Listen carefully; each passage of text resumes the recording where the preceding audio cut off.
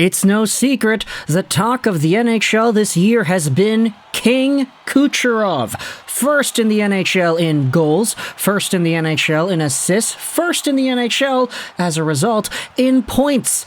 And playing for a Tampa Bay Lightning team that has just beaten down on the Vancouver Canucks, never seeming to find a way to lose against this team. You have yourselves Vancouver exercising their demons, and for the first time in, 7 years? Yeah, since 2016, right? For the first time since 2016, the Vancouver Canucks have defeated the Tampa Bay Lightning in Rogers Arena.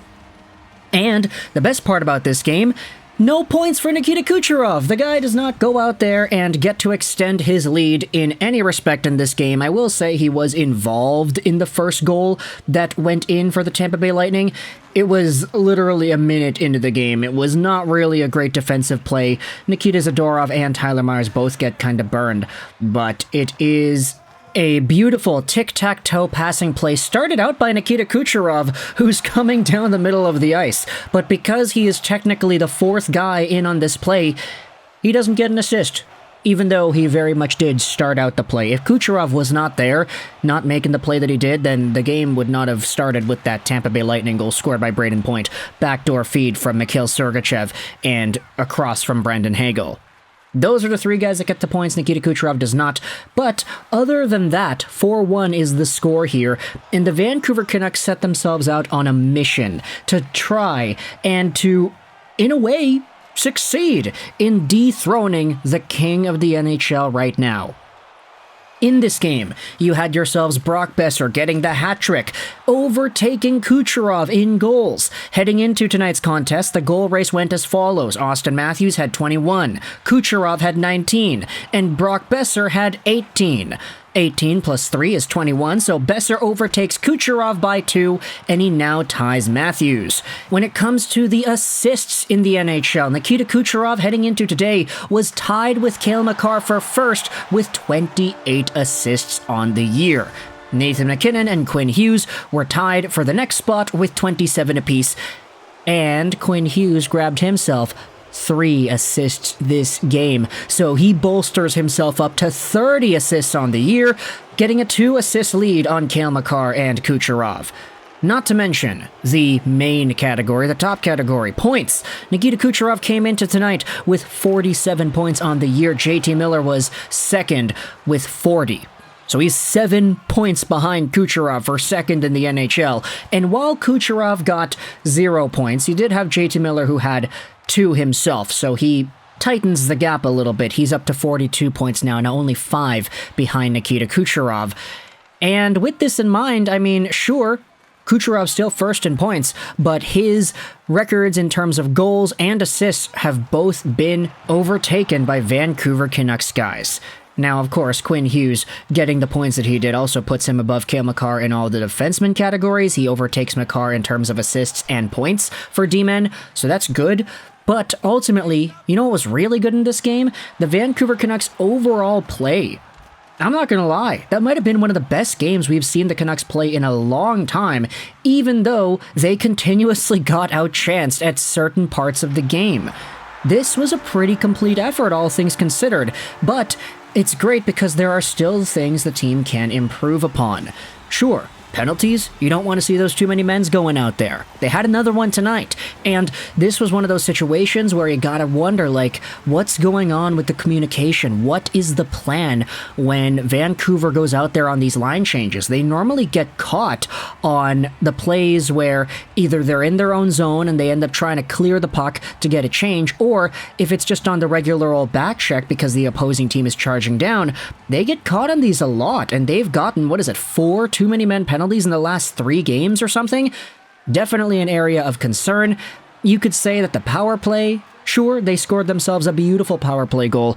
Everything gets started in this game by Andrei Kuzmenko, but there still were a few other power play advantages where they weren't able to convert, and sure, they looked great on these units. It's just the Vancouver Canucks, I feel like they don't really get too many power plays nowadays anyway. Like, it's tough to find yourselves Vancouver actually getting a man advantage opportunity, but still, They're going out there and doing their best on it. They're 1 for 2 tonight. The second power play that in which they were not able to score on, they looked good, but just not able to convert fully.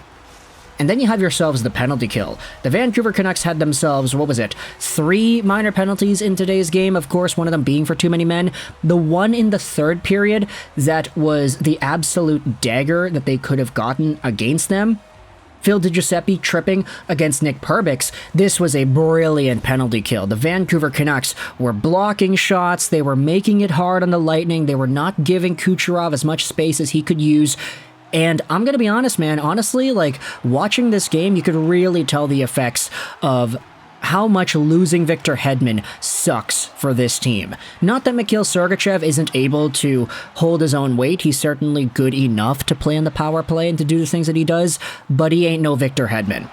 That guy being out definitely did have a big impact on this game, but aside from that Brayden Point goal to open things up a minute into the contest, Vancouver responds with all the extra goals. First one, as we had said, it was Andrei Kuzmenko on an absolute one-time bomb assisted by Quinn Hughes and JT Miller on the power play. Miller goes over to Hughes, who is far back in the zone there, and Hughes sends it right across to Kuzmenko, who one-times it in. He bangs it right by Andrei Vasilevskiy, ties the game up, and he's looking pretty happy about that one. Kuzmenko had a pretty good game, all things considered. He had a really good back check on Steven Stamkos partway in the first period that Ian McIntyre was saying, yeah, he probably got more props from Rick Tocchet for that back check than he did for the goal. And then you had yourselves another play where Andrei Kuzmenko could have set up the 2-on-1, but he kind of fumbled the puck as he tried to pass it back. Second goal of the game, though, comes in the second period. This one was the start of Brock Boeser's beautiful night, as you have yourselves at the halfway mark of the game. The Vancouver Canucks breaking the puck out of their own zone with a long rim. Tampa recollects it back behind their own goal line. It's turned over at the line. Hronek takes a long shot. It's tipped on goal by Miller, bounces off Höglander, and eventually the puck is loose in front, and Boeser is there to backhand the loose change. This was a dirty, crease-crashing rebound goal, and Boeser gets his 19th on the year, tying Nikita Kucherov in NHL goals with this marker. Of course, Miller, this is his second assist of the night, so he's also shortening the gap.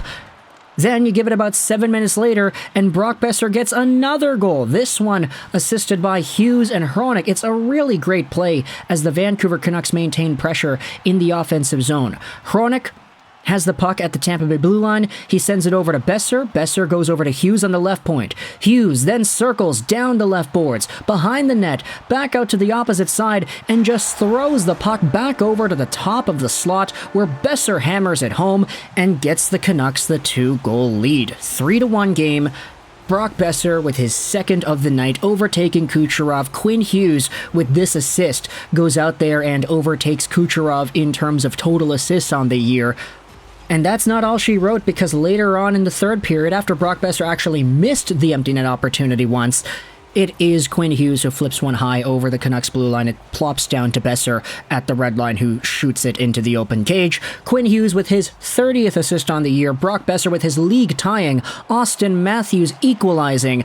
21st goal on the year. And Vancouver walks out of this one with a win 4-1. Elias Pettersson does not get a point. In fact, the guy didn't even get a shot on goal. The guy had 2 blocks, I think. And everybody was kind of panicking on the Yahoo Fantasy forums because, hey, everybody's scoring. Boeser, Kuzmenko, Hughes, Miller, they're all getting points, but no Petey. I mean, I was okay because blocks are very valuable in my league, but yeah, definitely not ideal to see the Canucks go out there against a good team and see everybody that you need to be scoring, but not Petey. You probably want to see more production out of him, although I'm going to be honest, he looked all right in this game. Like, he was fine.